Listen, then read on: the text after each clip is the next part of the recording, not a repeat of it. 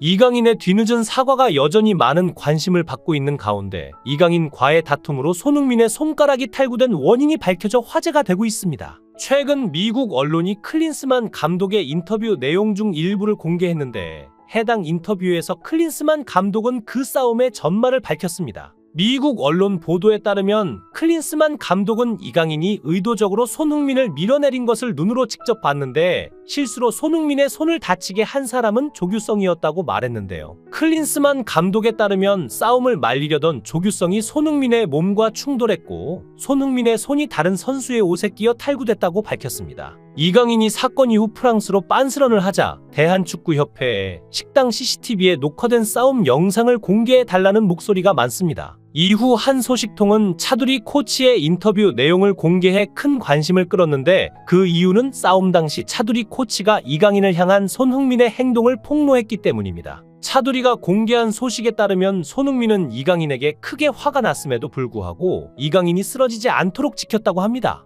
많은 선수들이 싸움을 멈추기 위해 달려들자 다른 선수들에 비해 키가 작은 이강인은 쉽게 균형을 잃고 언제라도 바닥에 넘어질 수 있었는데 혼란스러운 상황 속에서도 손흥민은 이강인을 배려하는 모습을 보였다는 차두리 코치의 폭로가 유출돼 화제가 됐는데요. 그리고 손흥민이 21일 자신의 SNS에 이강인을 용서해달라는 글을 올리자 사상 초유의 내분이 일단락되었다며 응원하겠다는 목소리가 나오지만 여전히 이강인에 대한 국민의 분노는 쉽사리 풀리지 않을 것으로 보이고 있습니다. 한 국내 팬은 이강인의 사과문과 손흥민의 글을 보니 그동안 나온 기사 보도가 다 사실이었다는 것을 알게 되었다며 경기 당일 물병 던지기나 하고 눈 하나 깜짝 안 하던 놈입니다. 지금 워낙 여론이 나쁘고 광고 떨어져 나가니까 변호사가 시키는 대로 가면 쓰는 거지라고 비판했습니다. 아무리 이강인이 깊이 반성한다고 하지만 사람은 쉽게 변하지 않는다면서 진정성까지도 의심하며 불신하는 목소리도 만만치 않은데 이강인의 깜짝 사과에 대해 크게 두 가지 이유로 분석해 볼 수 있는데요.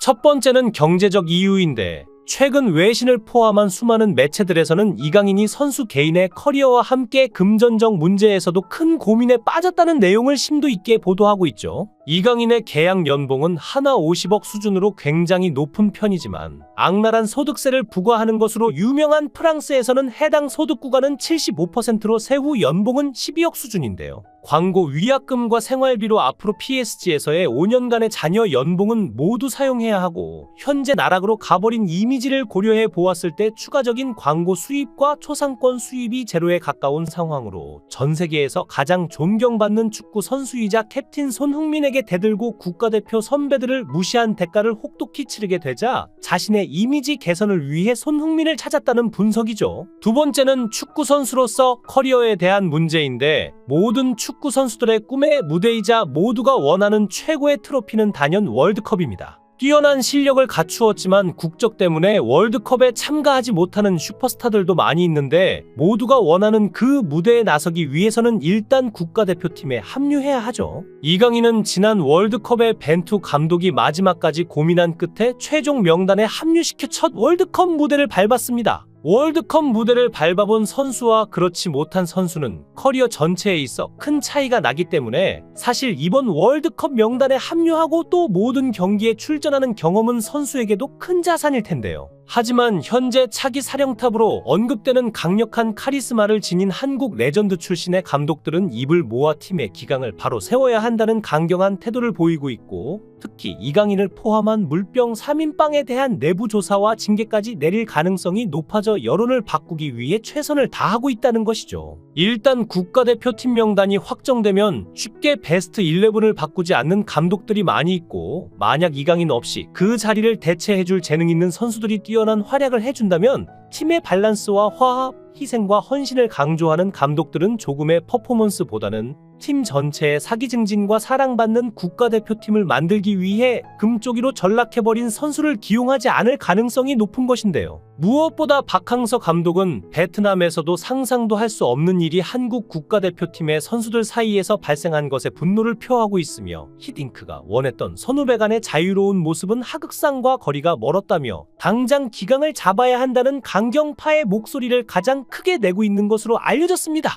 축구대표팀은 당장 한 달 뒤에 태국을 상대로 월드컵 예선을 치러야 하기에 적어도 5월까지 임시감독을 맡아줄 사람으로 베트남 축구의 전설 박항서 감독을 영입해야 한다는 말이 나오고 있는데, 박항서 감독은 지난해 베트남 대표팀과 계약이 종료된 이후 현재 소속팀이 없고 지난 19일 베트남 방린FC 고문으로 취임했지만 대표팀 감독직을 수행하는 데는 전혀 문제가 없습니다. 또한 월드컵 예선 상대국인 태국의 전력을 가장 잘 아는 인물이 바로 박항서 감독인데요. 당장 어떤 대표팀 감독이 선임되어도 선수단 파악이나 상대팀을 분석할 시간이 모자란데, 박항서 감독은 당장 와도 선수단 파악이나 장악은 물론 상대팀 태국도 어떤 이보다 잘 알고 있어 전술적 준비가 용이합니다. 한국은 이번 아시안컵에서 말레이시아와도 겨우 비기고 4강전에서도 졸전을 치렀기에 동남아 최강자 태국과의 승부도 방심할 수 없는데, 태국이 가장 두려워하는 상대가 바로 박항서 감독으로 지금 한국 대표팀을 맡아줄 사람으로 박항서 감독이 제격이라는 것입니다.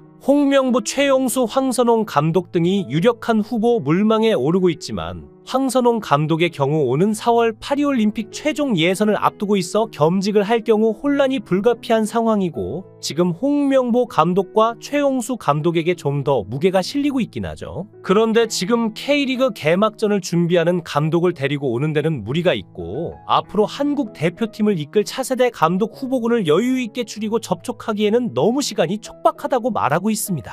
무엇보다 손흥민과 이강인 네 분으로 흔들리는 한국 축구를 하나로 뭉치게 만들 박항서 감독의 연륜과 경험이 필요한데요. 박항서 감독은 베트남 대표팀을 맡아 아버지 같은 리더십으로 베트남 선수들을 하나로 뭉치게 했고, 규율을 어기고 잘못한 선수에게는 엄하게 호통도 마다하지 않았습니다. 박항서 감독이 베트남 감독을 맡아 체질을 바꾸며 승리를 빠르게 끌어올린 요인은 바로 체력과 규율인데요. 이번에 클린스만 감독은 전술이 없고 국내 선수를 발굴하려는 노력도 없다고 비판받았음에도 유명한 선수 출신으로 선수단을 불협화음 없이 잘 이끌어줄 것이라는 작은 기대가 있었지만, 이런 기대마저도 져버렸습니다. 자유라고 하지만 거의 방임 상태에 가깝게 방치하며 불협화음을 조장했고, 자유롭게 개인별로 대표팀 훈련지에 오게 하고 경기 후 돌아가는 것에도 자유를 주었죠. 또한 식사를 하거나 대표팀 단체 생활에도 정해진 규율이 없어 혼동을 주었고, 이번 탁구장 사건도 이와 같은 환경에서 벌어진 것인데요. 클린스만 감독은 한국 대표팀 감독인데도 여러 차례 미국 자택에서 원격 근무를 해 많은 한국 축구 팬들을 분노케 했는데, 지난달 21일 독일 매체 슈피겔과의 인터뷰에서 원격 근무를 하는 이유를 설명하면서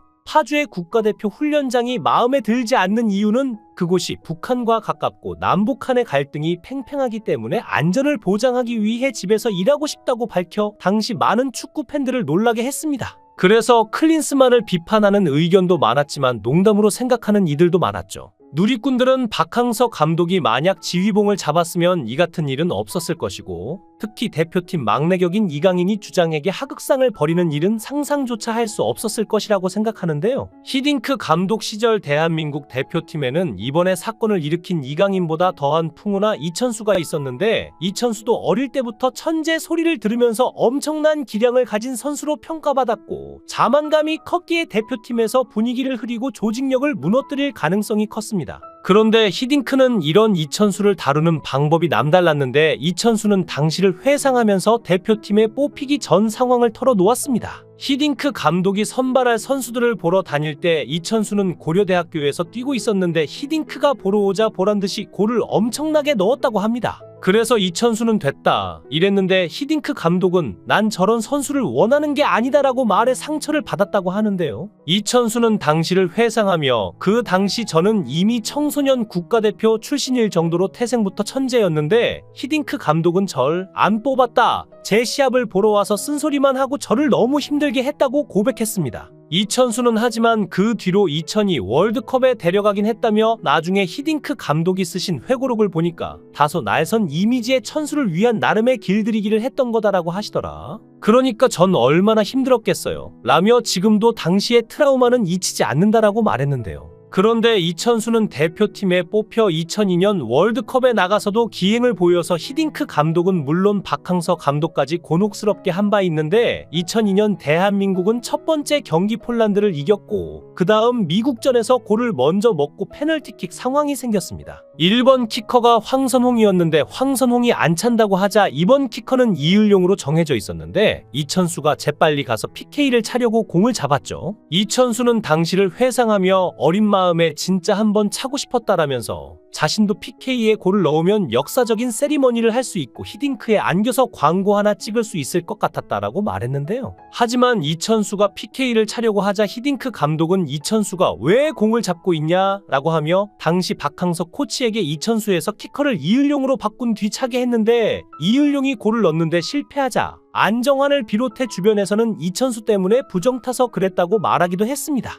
박항서 감독은 당시 이천수의 돌발 행동으로 돌아온 후폭풍을 온전히 자기가 감당했다고 토로하기도 했는데요. 이천수는 2002년 월드컵 당시 사상 첫 16강 진출이라는 목표를 이룬 뒤에도 히딩크 감독의 독설로 동기를 얻어 4강 신화까지 이룰 수 있었다며 클린스만 감독을 비판하기도 했는데 히딩크 감독은 선수들이 16강 진출에 만족할 때 나의 목표는 16강이 끝이 아닌데 너네 목표는 누가 얘기한 거야? 라고 물으며 그 전의 모습과 다른 모습을 보이자 선수단을 불러놓고 쌍욕을 했다고 합니다. 이렇게 잡아주는 리더십이 있으니까 선수들이 변화된 것이고 당시 히딩크 감독은 선수들 간의 서열 문화를 파괴하는 것으로 알려졌지만 그 어떤 감독보다 위계 질서와 규율을 중시했습니다. 지금 우리 대표팀에는 이런 리더십이 필요한데 또한 이번에 2002년 한일월드컵 멤버 정혜성이 전력강화위원장이 되면서 박항서 감독과 긴밀한 의사소통을 할 수 있는데요. 박항서 감독이 임시 감독을 맡는다면 김남일 전 성남 감독 등 2002년 멤버들이 코칭 스태프로 지원 사격을 할 수 있고 대표팀의 흐트러진 규율과 문화를 다시 세울 수 있는 기회가 생길 것입니다. 이번 대표팀 사건은 큰 분노와 실망을 안겨줬지만 국내 축구 팬들은 박항서 감독이 임시로라도 맡아서 대표팀의 체질이 완전히 바뀌는 계기가 되기를 바라고 있습니다. 영상을 끝까지 시청해 주시고 귀한 시간 내주셔서 대단히 감사합니다. 구독, 좋아요 꼭 부탁드립니다. 더 좋은 영상으로 보답하겠습니다. 거원행